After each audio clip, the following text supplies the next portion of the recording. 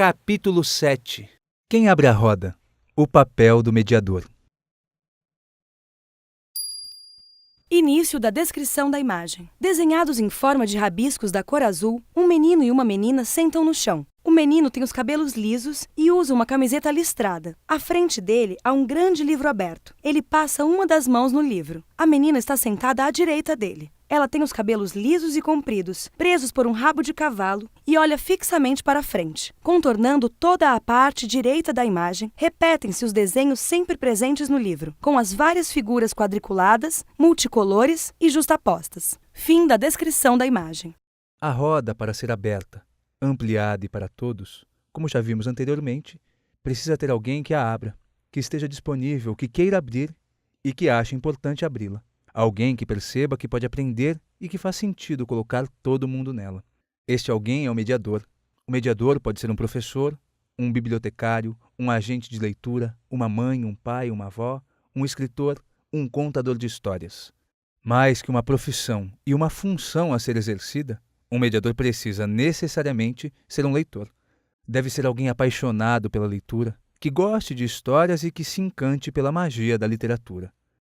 Uma pessoa que tenha sensibilidade para perceber os olhares, que goste de aprender e de inventar, que envolva a todos em uma atmosfera de encantamento, de cumplicidade, de silêncio, de cochicho, de conversa, de atenção e de fascínio. Pode parecer óbvio que o mediador seja um leitor, mas, infelizmente, muitas vezes temos nos afastado do mundo da leitura, do livro e da literatura. Várias são as questões e as hipóteses para esta problemática, e todas são legítimas. Porém, não podemos sucumbir a elas. Uma grande questão que também afeta o mediador é o tempo para a leitura. O bom e velho tempo que nos falta, que não temos. Com isso, não conseguimos dar conta de tudo o que temos para fazer. Trabalho em excesso, compromissos com a família, escola, faculdade, cuidar de casa, distância e tempo que levamos da nossa casa para o local de trabalho. Engarrafamento, burocracias, lazer, redes sociais, novelas. Para pensar sobre o tempo para ler, queremos trazer aqui um recorte de um texto de Daniel Pennac. Ler os textos dele tem nos ajudado, alertado, feito-nos pensar, inspirado-nos e nos emocionado muito. Ele tem sido um grande companheiro nesta jornada. O tempo para ler é sempre um tempo roubado, tanto como o tempo para escrever, aliás, ou o tempo para amar. Roubado a quê? Digamos a obrigação de viver. O tempo para ler, como o tempo para amar, dilata o tempo para viver. Se tivéssemos que olhar o amor do ponto de vista do nosso tempo disponível, quem se arriscaria? Quem é que tem tempo para se enamorar? E, no entanto, alguém já viu um enamorado que não tenha tempo para amar? Eu nunca tive tempo para ler. Mas nada, jamais, pôde me impedir de terminar um romance de que eu gostasse. A leitura não depende da organização do tempo social. Ela é, como o amor, uma maneira de ser. Daniel Pennac em Como um Romance. Qual o tempo que nos sobra para a leitura? Geralmente pouquíssimo ou nenhum. E o que fazer? Nossa sugestão é que tal roubar um tempo? As coisas que são importantes para nós, mas que não estão necessariamente nas do dia a dia, da sobrevivência, vão ficando para trás. Infelizmente, passa a semana, passa o mês, passa o ano, passa a vida, e não fazemos nem uma pequena parte de tudo que gostamos. Portanto, é preciso estar atento e roubar tempo. A leitura exige silêncio, atenção, introspecção, tranquilidade e tempo. Se não roubarmos o tempo, estaremos perdendo a leitura porque também estamos perdendo estas características, estes estados de ânimo. Então, ser um mediador de leitura pode ser entendido de duas maneiras: como uma tarefa, uma novidade que vamos fazendo, ou como a possibilidade de seguirmos acreditando que perder este tempo vale a pena, e que talvez este compromisso possa ser uma libertação, um presente, não só para os outros, mas para nós mesmos. Abaixo segue um trecho de Mistérios da Educação, um livro de poesias organizado em 5 blocos: olhar, ousadia, escuta, tempo, espaço e consciência. Compartilhamos aqui a fala entre uma mãe e o professor de seu filho. Ela pede que ele incentive seu filho a ler poesia. O senhor podia pedir para o meu filho ler poesia? Ele nunca lê nenhuma página sequer. Acha ruim quando peço para ele pegar um livro com um versinho que seja. Meu filho te admira tanto. E se o senhor disser, leia a poesia com o seu jeitinho, tenho certeza que meu filho vai acatar a sugestão.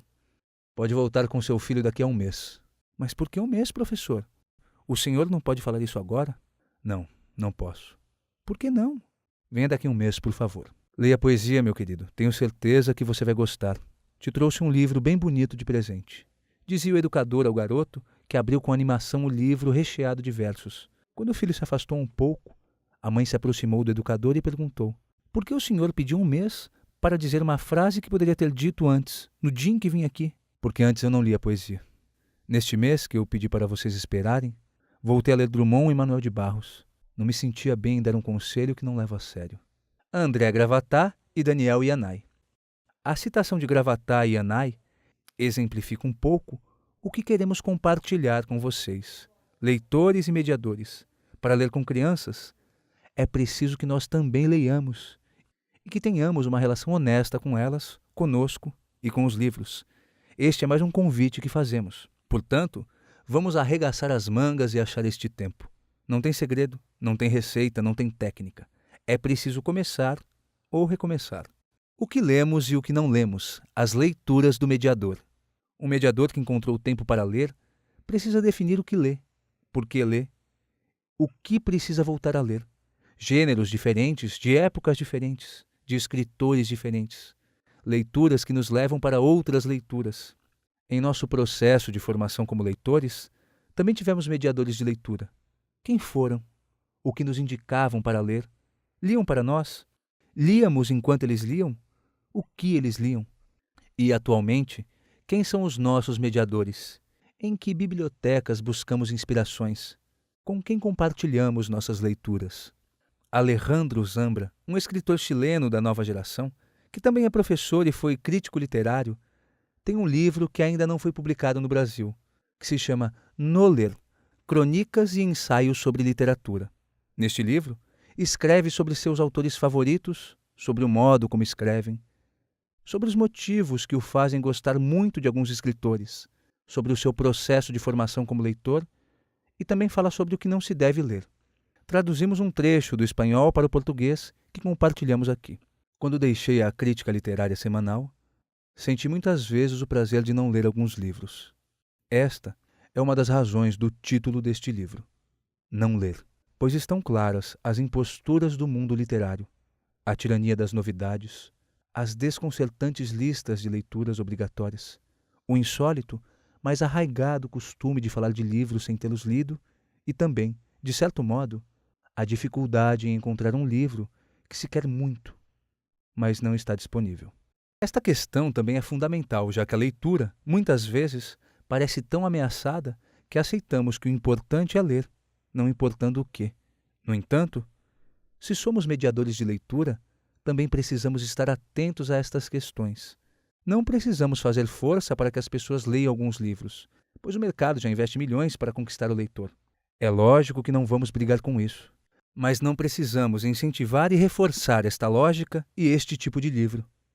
Existem livros já estabelecidos, e não são os clássicos.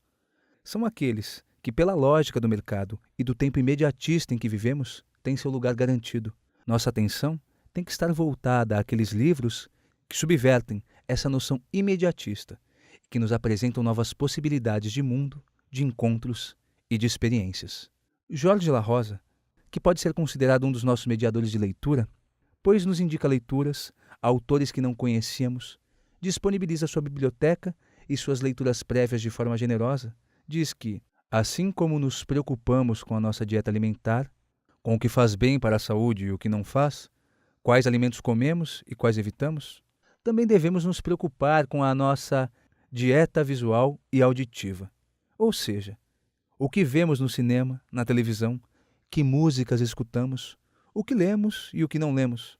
Ele nos lembra que, neste quesito, também existem alimentos que nos fazem muito mal, que nossos olhos não merecem ver, mas que existem outros alimentos, filmes, músicas, livros, que nos fazem muito bem, que são um presente para a nossa alma, para a nossa existência, para a nossa vida. Sabemos que esta questão é bastante polêmica, mas achamos que também é importante a colocarmos na roda. Achamos importante que quem abre a roda deve pensar nestes pontos. O papel do mediador na formação de novos leitores. Uma didática da invenção. Para palpar as intimidades do mundo, é preciso saber que o esplendor da manhã não se abre com faca. O modo como as violetas preparam o dia para morrer. Por que é que as borboletas de tarjas vermelhas têm devoção por túmulos? Se o homem que toca de tarde sua existência num fagote tem salvação.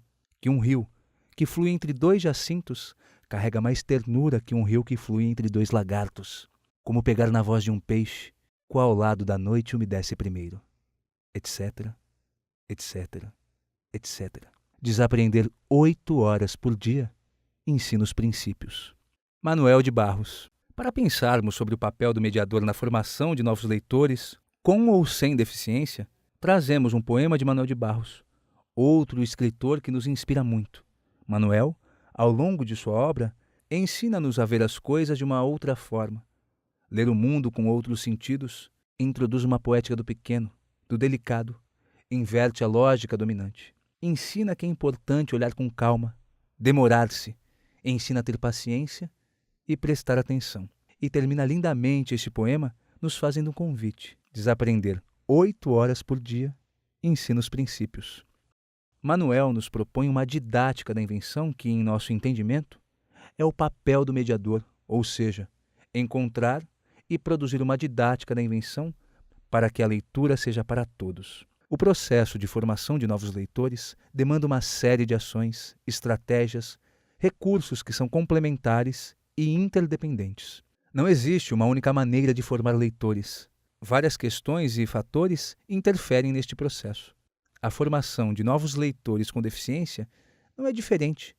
Dialoga com estas mesmas questões. Vamos elencar aqui alguns pontos. Quais são as experiências prévias destes leitores? Que tipo de contato e de relação estes leitores têm com diferentes suportes escritos e gêneros literários? Eles têm livros e materiais escritos disponíveis em casa? Eles convivem com pessoas que leem em sua casa, na família, na escola? A leitura e a escrita são um valor? Eles são incentivados a ler? Alguém lê com eles e para eles frequentemente? As pessoas que são referências para eles incentivam e acreditam que eles podem ser leitores?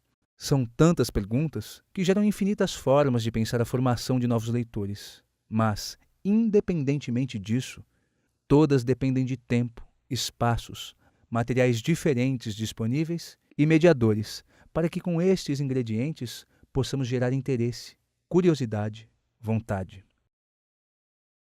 Saiba mais, Daniel Pennac nasceu no Marrocos em 1944. É professor de língua francesa em Paris e escritor. Entre seus livros publicados no Brasil estão Diário da Escola, Como um Romance, O Paraíso dos Ogros, A Pequena Vendedora de Prosa, Senhor Malaucene, Frutos da Paixão, Esses Senhores, os Meninos, Camo e a Agência Babel, Camo e a Ideia do Século, O Olho do Lobo e Vira-Lata Virador. Pennac morou em Fortaleza por 2 anos na década de 1980.